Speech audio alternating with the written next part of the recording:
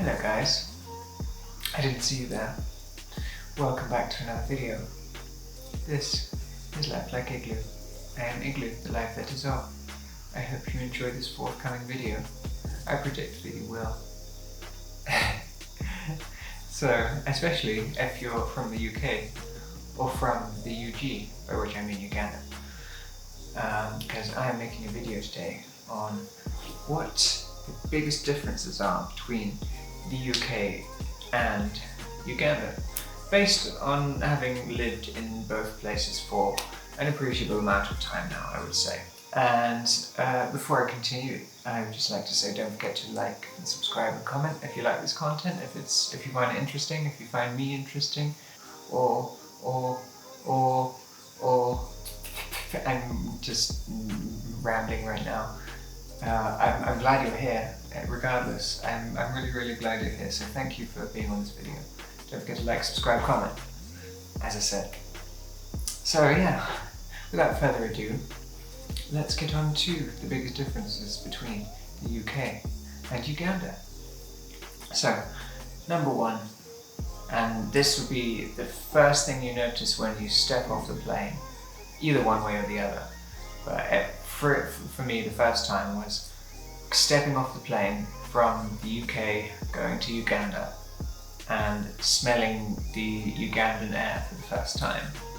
And it smells totally different from the air that I'm used to, or that I was used to at the time. So you can feel a big difference, and it feels like you're breathing a different atmosphere, which is very interesting.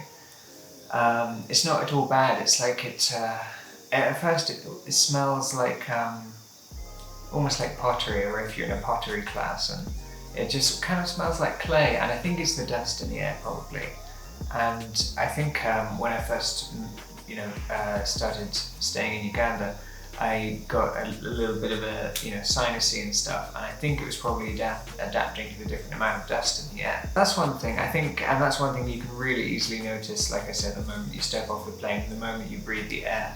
It's like, whoa, it's different, and it's nice and it's invigorating, and I'm very used to it now. It's just my normal air, and I'm very appreciative of that because it's lovely. So thank you, Uganda, for having nice air.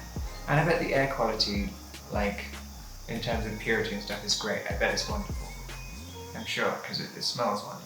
Yes, so that's what I'd say is a big difference. Like literally the very air you breathe.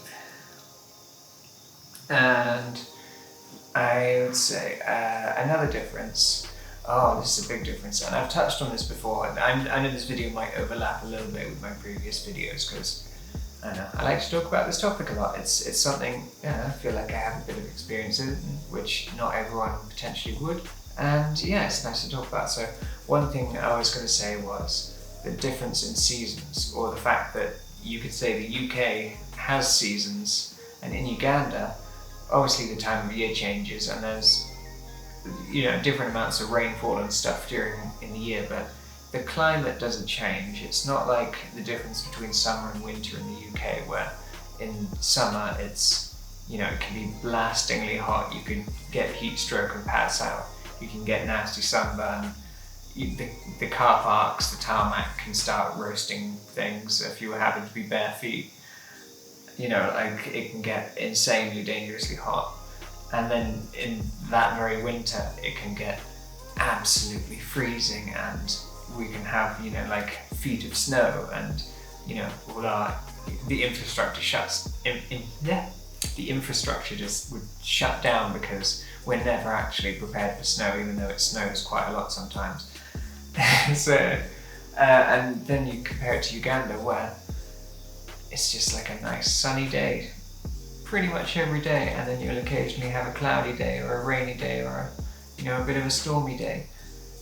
And honestly, it's very regular. It's so predictable. It's not even unbearably hot. Like I went from UK, which is quite cold most of the time, to Uganda, and it's a pleasantly comfortable temperature the whole time. And I know I'm inside most of the time, and it's in the shade or whatever, but it's not unbearably hot. It's nice. It's fine. We're having a good old time. I'm not too sweaty and smell pretty good. Yeah, that's good. And so there's not that much big of a seasonal change. But one thing I have noticed with the seasons is the swallows. Like in the UK, the swallows come to nest for summer and stuff, and then in the winter they leave and come to Africa. And so I get to see them in both the UK and Africa. Who knows, maybe I've seen the same swallow make that insane journey that I took by plane. So I probably had a bit easier. That's a very interesting thing. I hadn't even considered that. That's very cool. But yeah, that brings me on to my third point. I think it's my third point, yeah, it is. Is the wildlife. In the UK, of course, there is wildlife. I just recently made a video about growing up in a very rural, tree, grassy place, and there was all kinds of beautiful wildlife there. And so I was lucky enough to grow up around that. But here, there's a lot of wildlife too, and I'm in like the capital city, like Kampala, and even though the places is mostly it's reasonably urban, there's buildings all over the place and stuff and tarmac roads, there's still quite a lot of nature, and I haven't ventured out too far, just once or twice. Excuse me.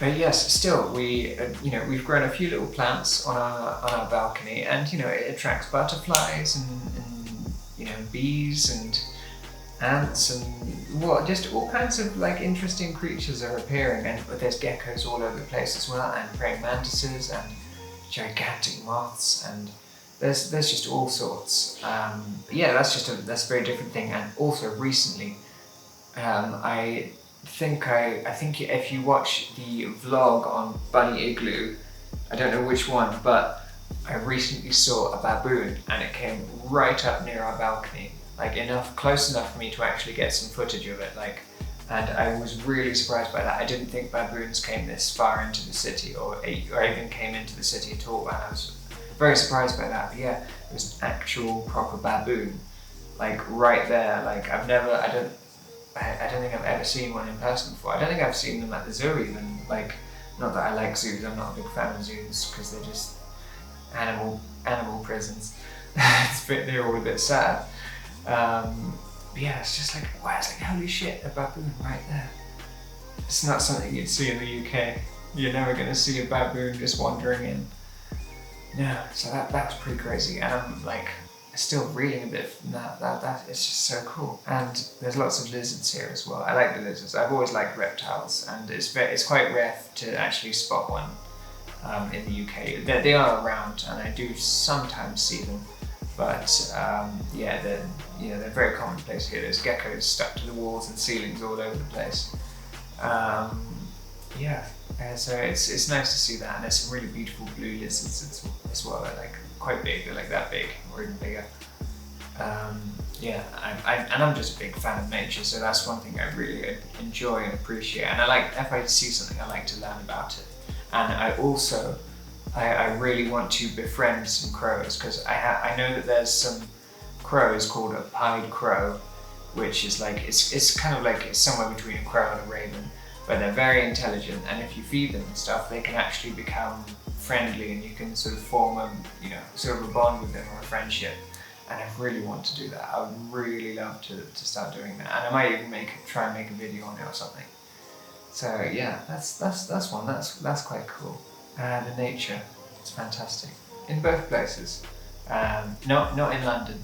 I've also lived in London, and the nature's bad there. There's almost nothing apart from foxes and rats, which is a shame, because I like nature. I like biodiversity, but foxes going through bins, doesn't feel like that much of a privilege to see when after the 8th time it's happened that week, Yeah, that's a big difference. That's some big differences there. The nature, the amount of nature. This video is long enough. I don't want to stretch it out. Those are some pretty significant differences I've talked about. you know, there's huge differences in climate, weather. There's one thing to mention, there's a lot more thunderstorms in Uganda, which is great because I love thunderstorms. They're beautiful and I find them very energizing. But yeah, anyway, I hope you've found these little differences or biggest differences between the UK and Uganda interesting, because I find them interesting and I'm experiencing them. I'm living in them right now, and it's very cool. So, if you don't mind me asking, please like, subscribe, and comment on this video if you feel like you have anything to say or ask, or you know, if you're in the UK, why don't you ask me about stuff in Uganda that you might be curious about, or what if you're in Uganda and you want to, I don't know, come to the UK or visit, or just ask what it's like in certain ways, because you know there's a whole lot of interesting stereotypes, and I've made a video addressing that too. Yeah, comment that and I will most certainly reply, I promise. It's nice having a dialogue with you guys. So yeah, I think that's all for today.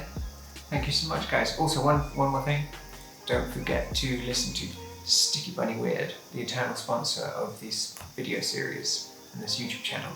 She is an amazing artist. Her music is on Spotify and basically every music platform you can name. And it's got some awesome songs. Her song Gelatin is trending right now. It's from her latest album, Don't Trust the Brain. So please, give that a listen. Thank you so much, guys. I'll see you later. Bye bye.